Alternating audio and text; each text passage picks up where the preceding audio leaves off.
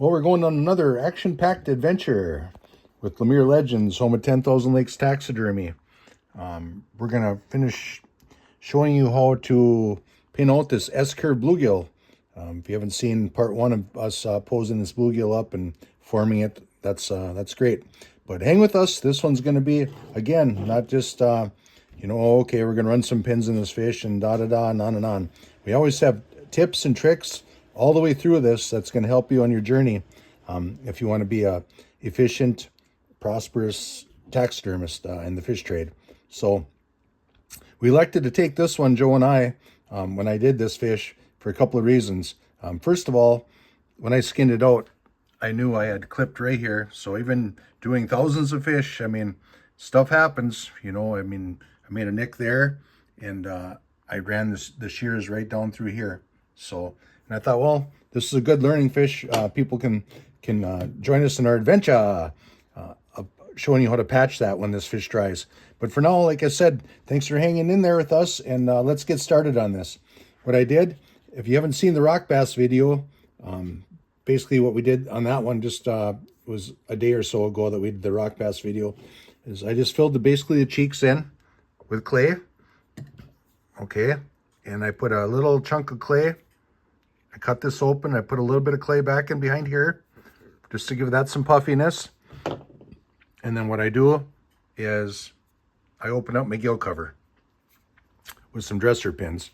And then the final thing I do right there is I like to put a little clay to get that transition really nice right there. What I did here is I just made this little fancy little cheap out cradle.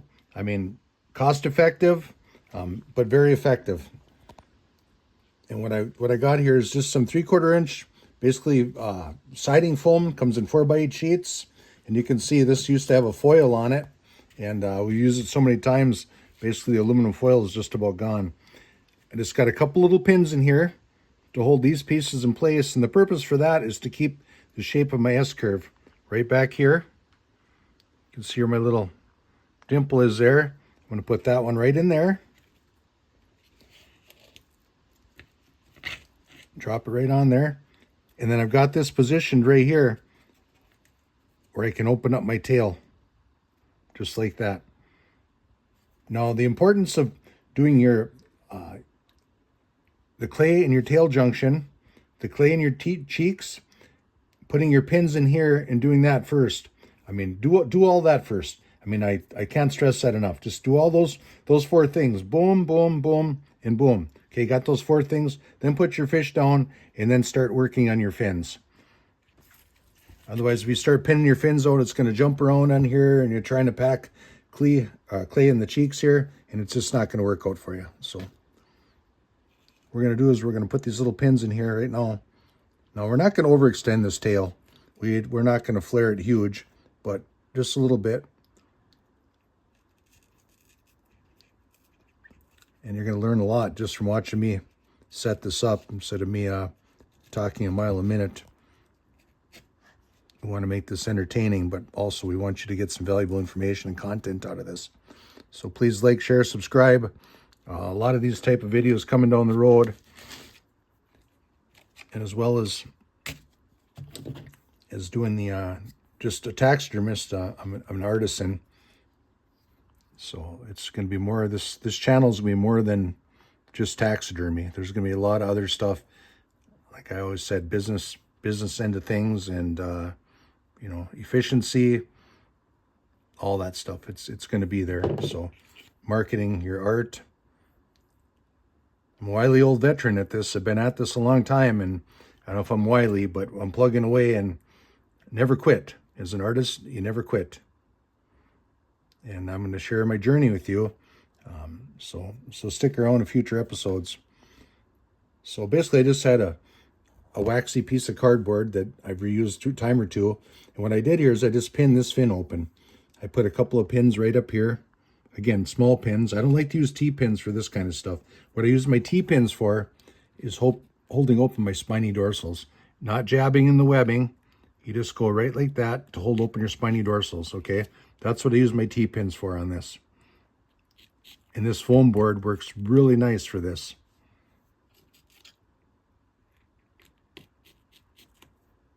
just like that.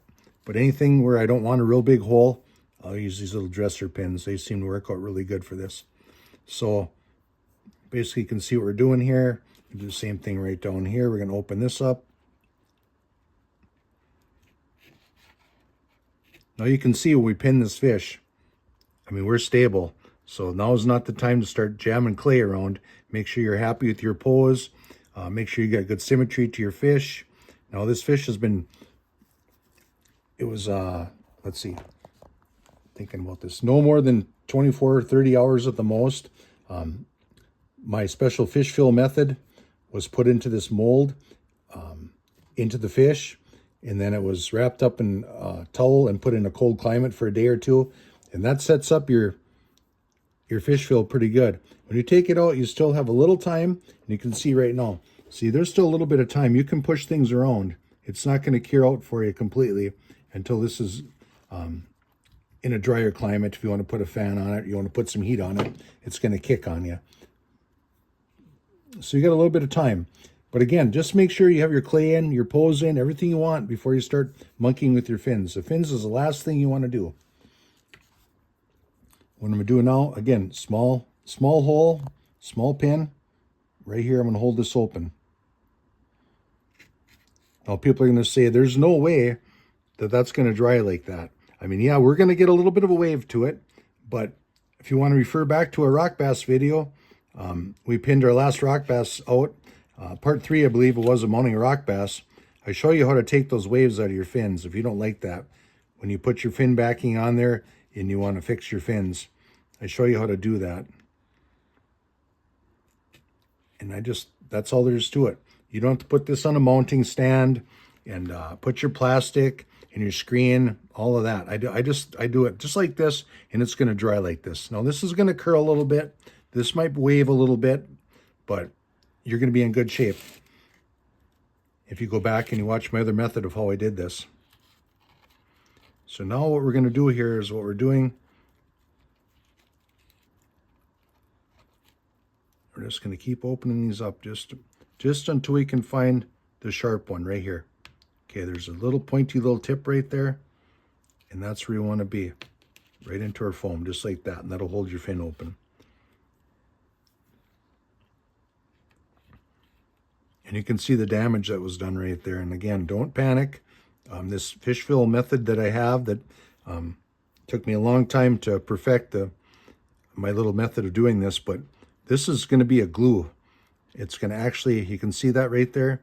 When this dries, this skin is going to adhere right to that. There's a glue that I have in this fish fill that's going to aid you a lot in working on your fish. So, and again, the back of this fish, I did not sew it together. That glue is going to dry right to your fish skin and help with the adhesion. It works out really nice. So, like I said, I can make this fish fill for about the same amount as it would cost me, just if it makes any sense, just to have it shipped to me. So in other words, the shipping cost would be more than the cost of me getting these local materials here that I can make my own with. I have a great formula for this, and Joe and we're going to put this on our website here shortly. So there it is. That's all you really have to do to that. We got our pec fins open. We got our gill cover open the way we want. I don't think I want the mouth open any more than that. Sorry, my finger got in the way. Yeah, I'm going to open that one up too. I'm going to have to get a couple more dresser pins here. So to do that, we're going to do the same thing. We've got a couple of T-pins and just one right there. So what I'm going to have to do is I'm going to have to get another dresser pin. Yeah, right there. And that'll open this up all the way. And we're just going to stick this one right here. Now you can monkey with your T-pins up here because you're not jamming into the spiny webbing, into the webbing. You're going right behind the spine right there, and you're opening up your fins. And you can play with this until you're happy with it. But what's going to happen, all this webbing is going to dry with these spines, right? Your T-pins behind the spines. That's how that's going to stay. I mean, you're not going to have much of a problem. You might get a little bit of wave there, like I said, or a little bit of a wave there, a little bit of wave to the tail, but that's easily, if you just want flat fins, there's a method to doing that. So go back and watch part 3 of the rock bass video. At the very end, I share that tidbit of information with you. So there it is. There's our cradled S-curd fish. And like I said again, I'm repeating myself 1,000 times, but that's why we elected to use this one right here, because we do have some damage there. And in part 4, we're going to show you how to fix that. And real simple, easy way to fix all that up. It's not going to affect the final outcome of your fish. So all of you, you guys, that have been in this maybe a long time, you figured out how to cover your butt and fix your mistakes. It's time is money though. If you make a mistake, you cut the fish. I'm like, well, now what do I do? It's all fixable. And if you're a rookie and you're just learning, you're just getting into the trade, we're going to show you how to fix that up in the next episode. So stay tuned. Thanks for watching. Appreciate support.